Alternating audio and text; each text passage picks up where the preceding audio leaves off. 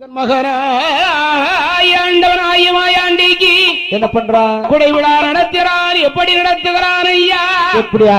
அந்த கைலாச மாமலையில் எண்டோடி 8 நாளாயே